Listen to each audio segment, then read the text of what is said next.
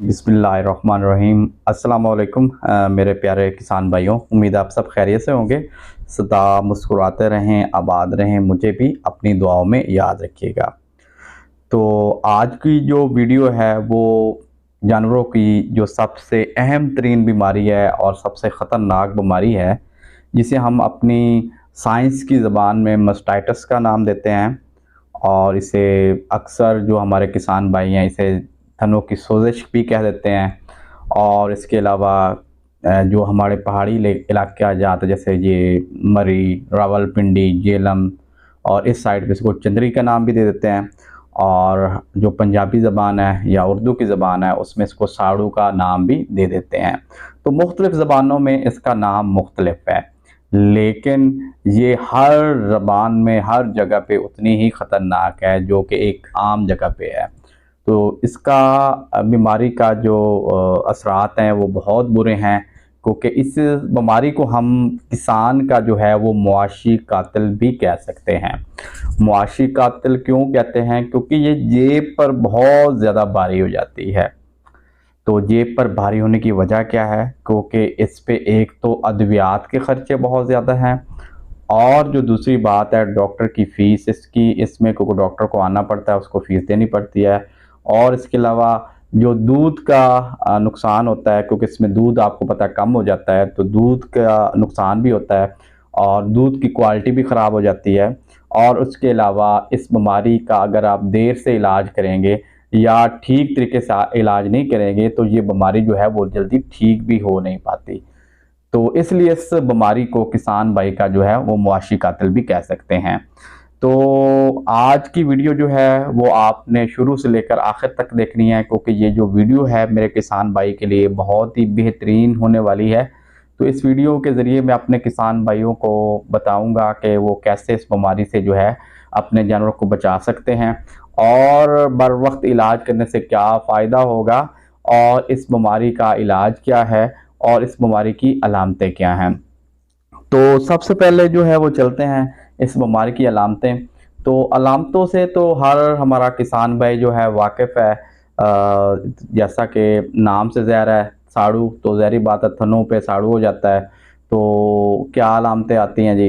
तो अलामतें तो आती हैं कि दूध से फुड़कड़ियाँ आना शुरू हो जाती हैं, दूध का रंग तब्दील हो जाता है, दूध का जायका तब्दील हो जाता है, या दूध से पीले रंग का पानी आना शुरू हो जाता है, या दूध से बिल्कुल पतला पानी आना शुरू हो जाता है, या दूध जो है वो दही की शक्ल इख्तियार कर लेता है, या दूध जो है वो बिल्कुल ही जिस तरह लस्सी होती है इस तरह थन से आना शुरू हो जाता है।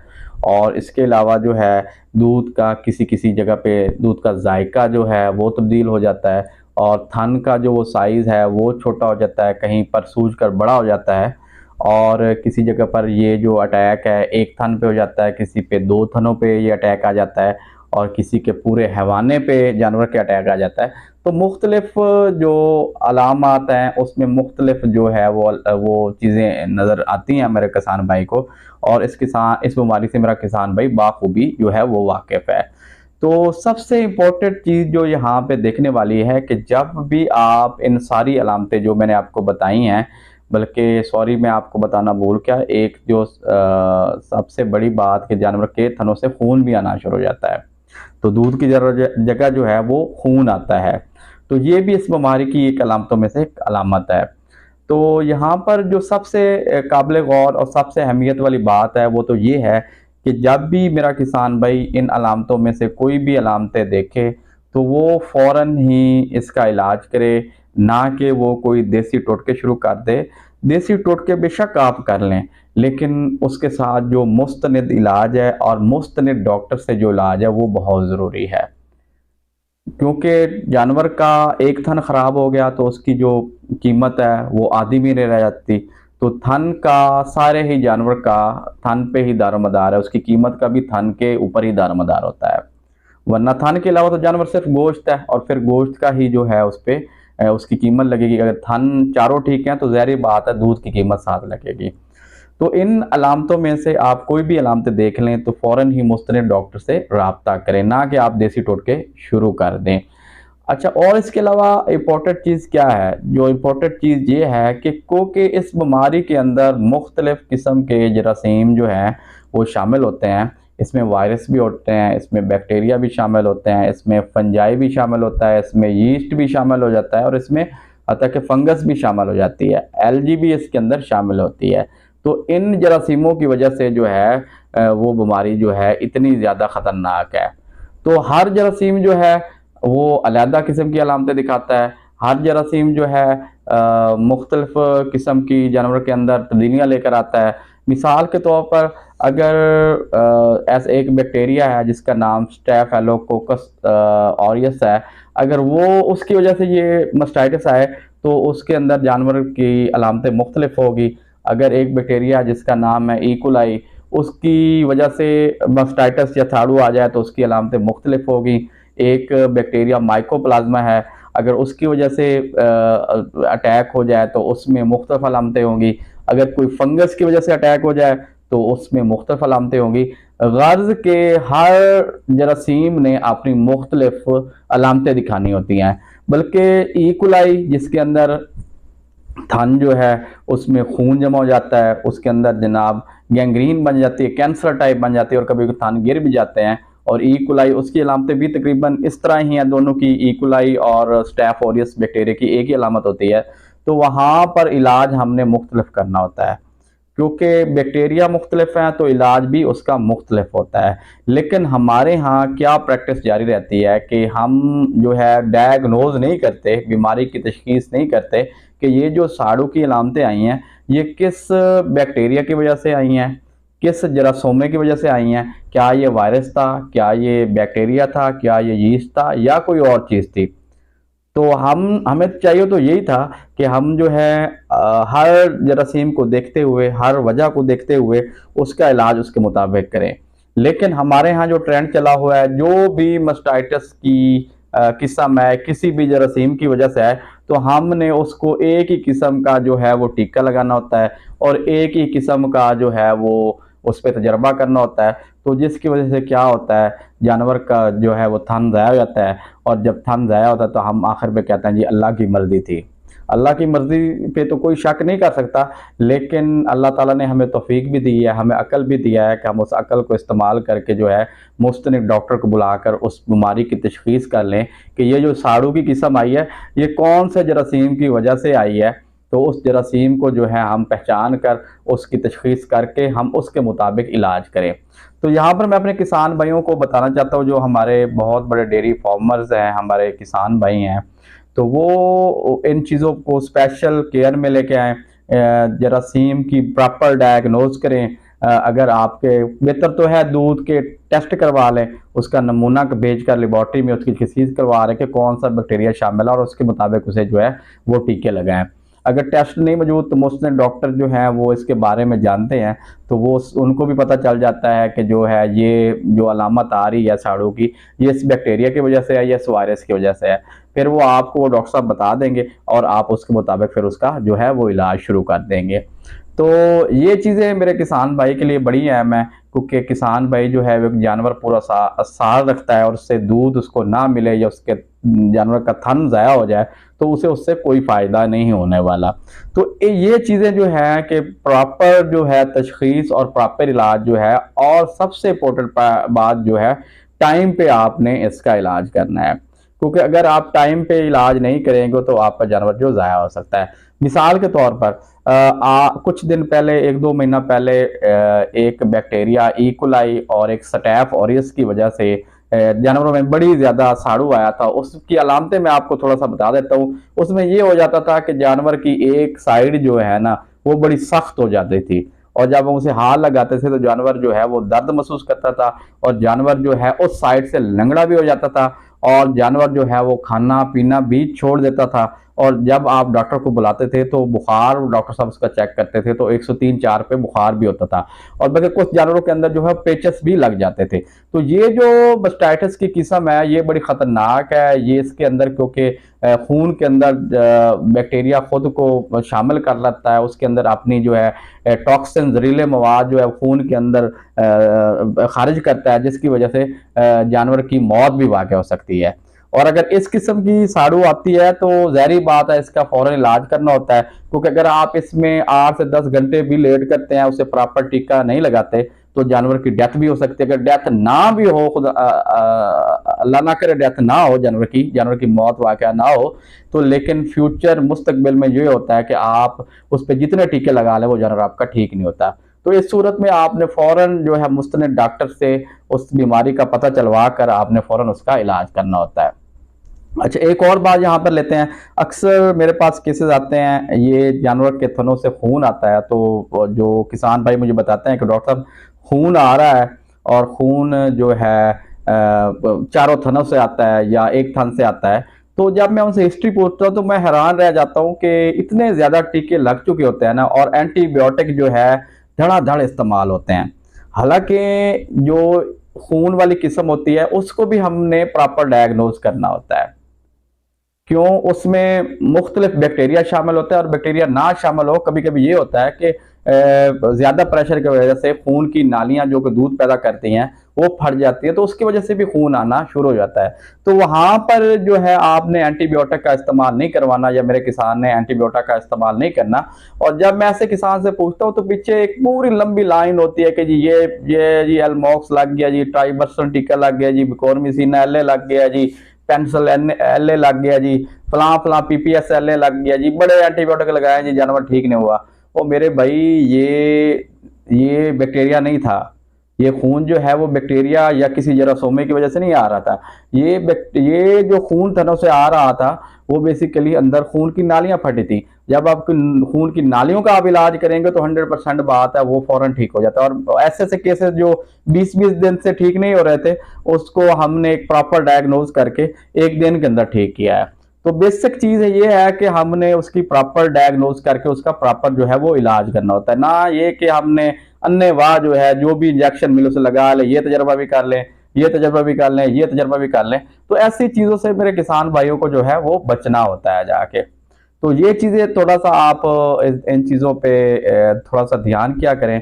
तो इस सूरत में आप अपने मुस्तनिद डॉक्टर को बुलाकर उससे इलाज करवाया करें। और अक्सर एक किस्म ये भी आती है जी कि थन से चुवाई करते हैं जी, तो चुवाई करने के दौरान ये होता है कि आगे जी थन की नाली पे जो है जी वो छोटी सी गोली या छोटा सा बंटा या छोटी सी एक रुकावट आ जाती है। तो रुकावट जो है वो जानवर बेचारा फार्मर हमारा किसान भाई जोर लगा रहा होता है, थन को बार बार जोर लगा रहा होता है, तो बड़ी मुश्किल से 2-3 धारें निकलती हैं जी। तो ज़ाहिर बात है अब उसका एक अलग इलाज है, उसको इलाज के जरिए तो ठीक नहीं किया जा सकता, उसकी एक सर्जरी छोटी सी होती है, वो सर्जरी करा के हम अपने जानवर को ठीक कर सकते हैं। तो कुछ किसान भाई हमारे ऐसे भी मिले हैं कि उनके अंदर ये मसला आता है, तो वो पीछे एक लंबी लाइन होती है, ये एंटीबायोटिक दे दिए जी, ये थनों में ट्यूब चढ़ा दीजिए, ये कर दिया, वो कर दिया, इतनी फाइब्रोफिट की बोतलें दे दी, जानवर फिर भी ठीक नहीं हो रहा जी, लहसुन दे रहा जी, ये खीर बना दीजिए। तो भाई मेरे उस पे आपने सर्जरी करवानी है, वो सर्जरी करवा कर आपका जो है वो थन ठीक हो सकता है। तो एक केस ऐसा भी आता है जी कि जानवर के अंदर जी जोर लगा रहे हैं जी, दूध नहीं आ रहा, बिल्कुल दूध नहीं आ रहा है जी। तो जब हाथ लगाने पर पता चलता है तो उसके अंदर एक जनाब नाड़ बनी होती है। अब नाड़ का जो है साइंस के अंदर तो कोई इलाज नहीं होता, लेकिन हमारे कुछ फार्मर जो है अन्नेवाज इलाज कर रहे होते हैं जी, नाड़ हमने ठीक करनी है, ठीक करनी। भाई नहीं, नाड़ का कोई इलाज होता, मुश्किल से ही ठीक होती है, बहुत इम्पॉसिबल, समझे, नामुमकिन ये चीज़ें नहीं ठीक होती। तो तो जब भी अपने जानवर में आप नाड़ देखें, नाड़ हमेशा ऊपर से नीचे की तरफ आती है, मतलब थान से ऊपर की तरफ, हवाने से नीचे की तरफ आती है। जब भी आप देख लें कि थाने के अंदर कोई उंगली की तरह जनाब वाला कोई चीज उतर रही है, तो फौरन समझ आए ये नाड़ आ रही है। तो फिर उसको आपने प्रॉपर ट्रीटमेंट करके उसे वहीं पर रोक सकते हैं। और कुछ जानवरों में ये भी देखा, मैंने खत्म होते भी देखा, इलाज किया खत्म हो गई है, लेकिन जब वो स्टार्ट हुई है, जब शुरुआत उसकी हुई है, तो उस वक्त वो खत्म हुई है। लेकिन जब आप बाद में लेट करते हैं तो बिल्कुल ठीक नहीं होता। तो इन चीज़ों पे भी खास ख्याल किया करें। और इसके अलावा कुछ केसेस ऐसे आते हैं जी, थनों के ऊपर जनाब वाला जी वो बन गए हैं जी, लकीरें बन गई हैं, जख्म बन गए हैं जी। तो 20-25 दिन से जी कभी पेंसिलिन का टिक्का ऊपर डाल रहे हैं जी, कभी जनाब वाला कोई मलहम लगा रहे हैं जी, कभी जनाब कुछ कर रहे हैं, कभी कुछ कर रहे हैं।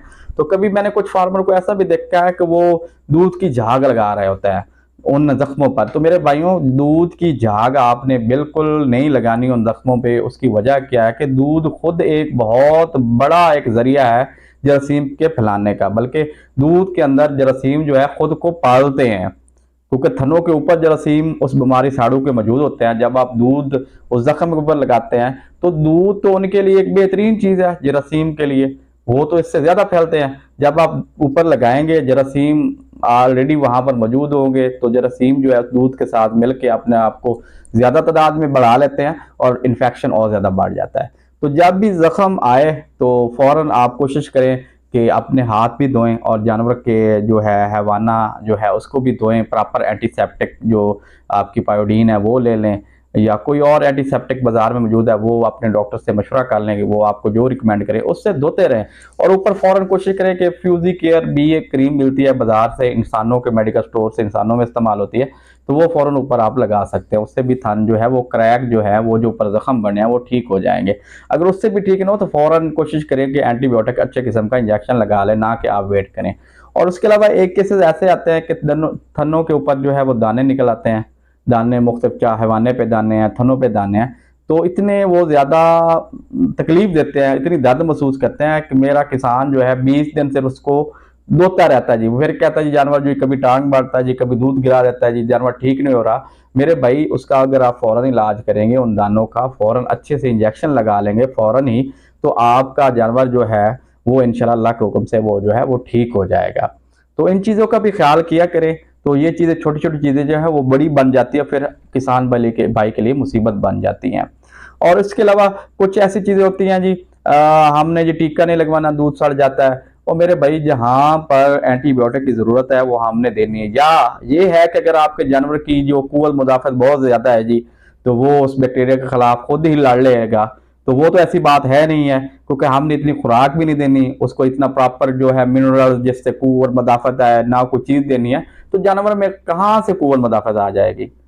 तो वहां पर आप खुदारा मार्केट, अब दुनिया जो है वो आसमान पर पहुंच गई है, तो अभी तक हम वहीं टोटकों पे बैठेंगे कि दूध सड़ जाएगा। मेरा भाई नहीं दूध सड़ता आपका। हाँ, अगर स्टीराइड कोई डेक्सा वैक्सा लगा देते हैं तो उससे दूध तो 100% सड़ जाएगा, लेकिन अगर आप कुछ जहां पर जरूरी है मुर्गी को बचाना, वहां पर अंडा बचाने की कोशिश ना करें। वहां पर मुर्गी बचाएं, अंडा मुर्गी फिर बाद में दे देगी। अगर आप वहां पर अंडा बचाने की कोशिश में लगेंगे तो आपकी मुर्गी मर जाएगी।